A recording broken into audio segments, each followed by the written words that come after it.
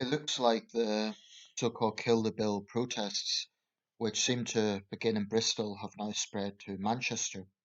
I haven't heard them in any other cities yet. Surprisingly enough, I haven't heard of them in London.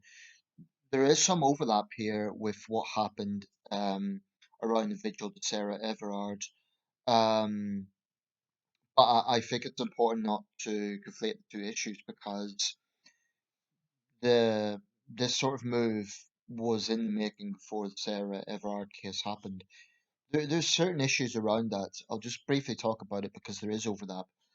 Um, on the surface, I think the way the police handled that probably wasn't ideal. The optics were bad. They were, arresting people at a vigil when the vigil was for a woman who had been murdered by a police officer, and some of it did look a bit heavy-handed. Having said that, I am now of the opinion that there were people involved in that vigil, or at least at the event, that had ulterior motives that went well beyond just showing respect to the murder victim. I mean, her own family apparently did not want it to be in that way. Um, I do think there were people there that were just trying to push an anti-male agenda, trying to collectively shame all men for the actions of some. Um, but regarding the protests and regarding the arrests, ultimately they were breaking the law. You know, they were illegally gathered in the middle of a pandemic. The organisers claimed if the police had worked with them, they could have organised something that was COVID friendly. I kind of thought that in the beginning, but I've lost sympathy for them now because I think looking at this more, I think probably they're being quite manipulative as to what happened. We don't know the whole story. We don't know, for example, the women that were arrested, if they were being totally peaceful or if they were being deliberately obstructionist or what. And as a general thing, I don't think women should get special treatment when they're arrested. They shouldn't be brutalized. No one should. But I don't think they should get special treatment. Um, so these things like women are arrested in this sort of way, I think the optics are bad because of what had happened. But yeah, but anyway, to kill the bill protests, ever since Extinction Rebellion, I think that's a big factor in this. Ever since they got started getting more and more radical and more outrageous in their stance, this is a conservative government, a conservative Home Secretary. It shouldn't really be surprising that there's some pushback from the government because I think it's very important to understand what's going on here in terms of why this has come about. Because there are some of the school of thought that this is kind of a sneaky Tory way to instill a totalitarian state, a police state, where protests are suddenly thrown out the window and we no longer have rights. When the lockdown restrictions end, as I understand it, there will be a right to protest. But what this bill is doing is tackling the most violent and disruptive protest. The thing that gets me about this debate is the amount of manipulation that goes on, or rather the distortion. So, I've been reading comments like I completely agree with the protests, and if you don't, you're a sheep and you support a dictatorship and this sort of language. Well, I come from the perspective of someone who has lived in a totalitarian state. I've literally lived and worked in a totalitarian state. I'm talking, of course, about China. It's a single party state. Protests are just not tolerated. They do occasionally happen, but they're brutally broken up. It just isn't done. So I know what it's like to have that sort of atmosphere where you have to constantly watch what you're saying, and where, in the case of China, communist ideology is drilled into people from an early age. That is a truly totalitarian state. Now, the United Kingdom is not a totalitarian state. And even if there was some sort of agenda for Boris Johnson to instill himself as a dictator, um, I think the vast majority of people would oppose it. Fundamentally, the British are not stupid. Fundamentally, people can see what's happening. So those who are defending the protests and saying the rest of us are sheep, um, It's a bit insulting, but I think they're misguided. I think they're misguided because they're taking protests to mean all protests is legitimate. As far as I'm concerned, as soon as people start throwing missiles, as soon as they start setting cars on fire, committing vandalism, then the notion of free protest, the notion of peaceful protest goes out the window. One of the people in Bristol actually tried claiming they were peaceful protests. Tell that to the officers who have broken bones. Tell that to the long, hard-working NHS workers who had their cars vandalised. You know, when I think of that, it really angers me that they would actually have the audacity and the gall to claim that it was peaceful. The rest of the country can see what you're doing. It's not peaceful. And yes, it's always this thing about, well, a minority hijacked it, but you know, if you're going to an event like that and you see trouble starting to develop, get away from it. You know, if it's no good saying, well, it was just a minority. I don't think it was in the case of Bristol, but you know, if you're going to go to a protest, and then it starts getting ugly, you need to get away from it, otherwise you will be associated with it if you can. Now, before people just assume that I'm just going along with everything blindly. That's not the case. I do think any new bill, and I've said this several times, does need to be scrutinised. There are aspects of this bill that I'm uneasy with. For example, I don't think that someone vandalising a statue, no matter how insulting and vile that is, should get a heavier sentence than someone who's committed rape or assault. I think that's preposterous. You know, vandalizing a war memorial is. I come from a military family. It's disgusting. It's insulting. Um, and no, it's not just granite. That means something to people. It means something to the families. I do believe in punishment for that sort of deeply hurtful act, but I don't think it should be heavier than common assault or rape, and I don't think it should be as long as 10 years. I'd say a couple of years at most, and a heavy fine, community service, something like that. Maybe some sort of mandatory course saying about war sacrifice. I do think 10 years is excessive. Um, I'm also always a bit careful when it comes to the issue of police power because I am not going to be one of these people that says the police are always right. I think when it comes to the police, there's sort of two extreme opinions. There is those on the sort of anarchist left, and I'm not talking about the left in general here. I'm talking about a particular mindset, like the rioters in Bristol. They basically believe all police are, excuse me for, well, I'll just spell out PIGS. You know, they have that sort of mentality. They hate the police in general. They believe all police officers are bad people, and you know they think the police should have no powers. They they fail to understand that when the public is terrorized by crime, you know, burglars, violent thugs, and so on, we need a police force. It's policing by consent. So there is this anarchist left attitude against the police, which I think is preposterous. On the other hand, there are right wingers who will always defend the police no matter what. And I think that's wrong because there are times that the police do go too far. I'm not going to say there's no police brutality in this country. Okay, that hasn't been my position in any of this debate about Kill the Bill, but I think that it's important to understand that, firstly, you can't judge all police officers as one.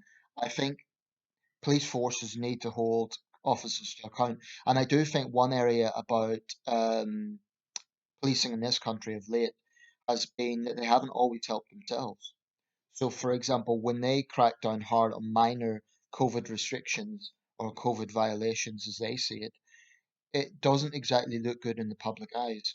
Like, for example, when South Yorkshire police reprimanded a man on his own doorstep, that sort of nonsense really, it's just sheer stupidity of the police. Merseyside police recently tried to claim on this billboard on the van that being insulting or being offensive be seen as a hate crime, and they very quickly had to amend that because they were ridiculed. So there are times that the police, and I think it's more senior sort of management, senior decisions. they really don't help their own case. But frankly, I do have quite a lot of sympathy for the average officer on the beat, especially in urban areas, especially the metropolitan police. I mean, people forget that they're human beings, and imagine what it's like when you are getting jeered at, getting yelled at by rioters, just really getting things thrown at you, and you're meant to show restraint. I think that there has to be a certain degree of understanding of what officers go through. And I do think that sometimes goes out the window. Um, but in terms of the kill the bill thing, it's being distorted to make it look like, oh, but protests are banned. You're going to go to jail if you protest. That is a massive distortion. What this is really about is saying that actually you cannot have a minority dictating to the majority. You cannot have an organization like Extinction Rebellion basically doing as they please and saying, oh, we could do whatever we like, it's free protest. Well, what about the enormous stress and disruption they cause to the wider public? I'm sick and tired of these selfish protesters who think that because they have a right to do something, that makes it okay. Well, actually, they don't have a right to break the law. No one does. But that aspect does make me angry that they have the arrogance to say, it's for your own good. We just need to educate the rest of you peasants. We know better. I can't stand Extinction Rebellion, to be quite honest, because I think they're far more interested in their own ego and their own publicity stunts than they are about the actual issues at stake. I mean, there are a lot of things um, that need to be discussed around ecology. There are a lot of things that need to be looked at in terms of sustainability and a whole range of other things. But there's a fundamental dishonesty to Extinction Rebellion. They say, well, we've been successful because we've brought the issue of climate change to the fore. No, what you've done is you've brought the issue of that sort of protest to the fore. Um, that's what people are talking about. In their delusion and in their arrogance and in their vanity, they think that when they do stupid things like tear up the green at Cambridge University or throw red paint over a building, people think, oh, wait, they've got a point. They've got a point. Let's all talk about climate change. No, the vast majority of the public think, what a bunch of anarchists. So that's what angers me about Extinction Rebellion. They're too arrogant to introspect. They're too arrogant to consider, actually, are we wrong? Um, And the fact of the matter is, I know in London especially, people were sick of them. People wanted action. People wanted the government to step in. That's what's happened. So, when they were disrupting the London Underground service, actually, I think it was the London Overground in 2019, people were fed up with them. So, at that time, I remember one of the sort of overriding questions online was, why are they not being arrested? Why is more not being done? There is no liberty argument in saying that the minority have rights over the majority. In a democracy, we need to protect all rights. We need to protect minority rights. But in this context of a minority of protesters, they do not get to hold the country hostage. They do not get to say we can do as they please. And, I mentioned at the start of the video that I've lived in a totalitarian state. To use another example, look at what's happening in Burma right now. It's absolutely monstrous. 100 people gunned down yesterday. Many others, no doubt, beaten, tortured, lost family members. It's a horrendous situation. The death toll, I think, now is over 400. It's even worse than the violence in 2007. It's a horrendous situation. That is a dictatorship. When you get some eco warrior throwing Molotov cocktails at the police or setting a car on fire, vandalizing buildings, and then they're arrested for public disorder, do not tell me it's the same situation. In fact, it pisses me off when they try to make those analogies. This doesn't mean that the bill shouldn't be scrutinised. It shouldn't mean that it is perfect. I think there will be aspects of it that probably do warrant discussion and debate. But here's the thing: these rioters, all they're doing is playing into Priti Patel's hands. So if you're of a left wing persuasion and you think Priti Patel is this terrible conservative who's trying to create a police state, then you would recognize that their behavior is playing into her hands. I don't necessarily think that is the case in terms of Priti Patel. I think she is doing what she has to do as Home Secretary. I think even if she wanted to, create a totalitarian state, I think the majority would recognize that. But here's the point. Here's the point. The majority of the public do not support these protests. There may be people who are uneasy about the bill, but they still don't support the protests. Now, if there is some sort of big sea change and a majority start saying, well, actually, they're onto something, the government is becoming totalitarian, then I will retract my words, or rather, I will admit I was wrong. I will say I was wrong to judge them. I was on the wrong side of the debate. I will fully acknowledge that. But I don't see that happening because I really don't think that this is some sort of green light for a police state. We're in the middle of a pandemic. The very fact that they're protesting at all proves this is not a dictatorship. Um, so I really think those comparisons are crass, frankly, as well as ignorant. But this idea that right to protest includes the right to riot, includes the right to hurt the wider public. The minority do not have superior rights to the majority. They just don't. And I do think they really need to be pressed by journalists. Now, talking of journalists, apparently there was a reporter who had his camera smashed at the Bristol demo. If if there is evidence that the police are targeting a journalist doing his job, that's disgraceful, and there will need to be an investigation into that. Journalists covering an event cannot be targeted as part of the event. So someone clearly has a camera and they have a press card or some sort of something identifying them as a journalist. There's no excuse for the police laying into them. After all, it's in the interest of the police for an event to be covered so that people can see, for example, what they're having to deal with.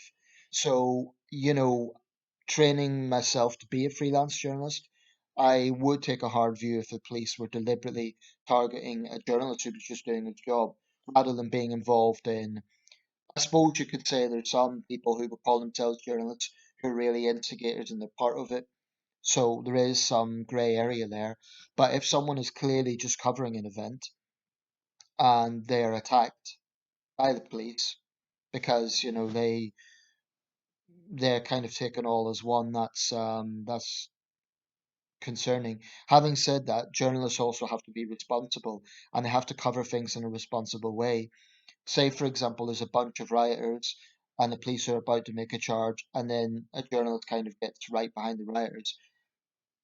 You have to judge the situation, but that needs to be investigated. If that person's a legitimate journalist, if and if they were, then the police should compensate them for the broken camera, as far as I'm concerned. On the other hand, if they're, proven to not be an authenticated journalist, i.e., they've got a press pass and so on, then, you know, then they might well have been part of it. That's my thoughts on this. It's a very, very important issue because the narrative, like so many things, can go one way or the other. Now, if this was a case of the police in normal times breaking up a genuinely peaceful protest in a violent way, I would be absolutely condemning the police. But what we are seeing here is people who are deliberately instigating unrest, who are basically anarchists. You just have to look at their opinions to see that. Um, Now trying to say that they're the victims. It's preposterous.